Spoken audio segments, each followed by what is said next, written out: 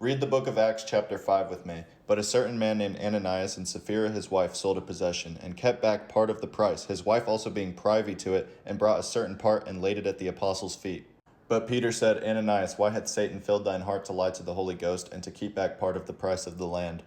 Whiles it remained, was it not thine own? And after it was sold, was it not in thine own power? Why hast thou conceived this thing in thine heart? Thou hast not lied unto men, but unto God.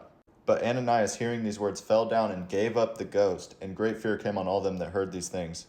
And the young men arose, wound up, carried him out, and buried him.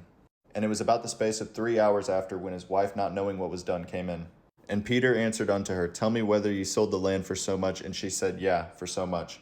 Then Peter said unto her, How is it that ye have agreed together to tempt the Spirit of the Lord? Behold, the feet of them which have buried thy husband are at the door, and shall carry thee out. Then she fell down straightway at his feet, and yielded up the ghost. And the young men came in, and found her dead, and carrying her forth, buried her by her husband. And great fear came upon the church, and upon as many as heard these things.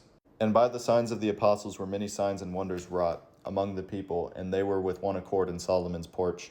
And to the rest durst no man join himself to them, but the people magnified them.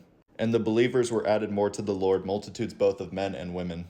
Insomuch that they brought forth the sick into the streets, and laid them on beds and couches, that at the least the shadow of Peter passing by might overshadow some of them. There came also a multitude out of the cities round about unto Jerusalem, bringing sick folks, and them which were vexed with unclean spirits, and they were healed every one. Then the high priest rose up, and all they that were with him, which is the sect of the Sadducees, and were filled with indignation, and laid their hands on the apostles, and put them in the common prison. But the angel of the Lord by night opened the prison doors, and brought them forth, and said, Go, stand, and speak in the temple to all the people all the words of this life. And when they heard that, they entered into the temple early in the morning and taught. But the high priest came, and they that were with him, and called the council together, and all the senate of the children of Israel, and sent to the prison to have them brought.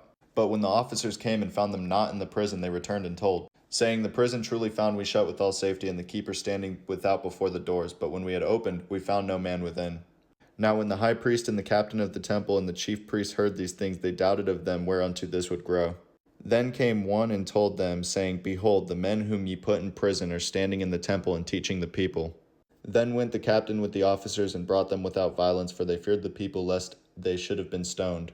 And when they had brought them, they set them before the council, and the high priest asked them, saying, Did we not straitly command you that ye should not teach in this name? And behold, ye have filled Jerusalem with your doctrine, and intend to bring this man's blood upon us.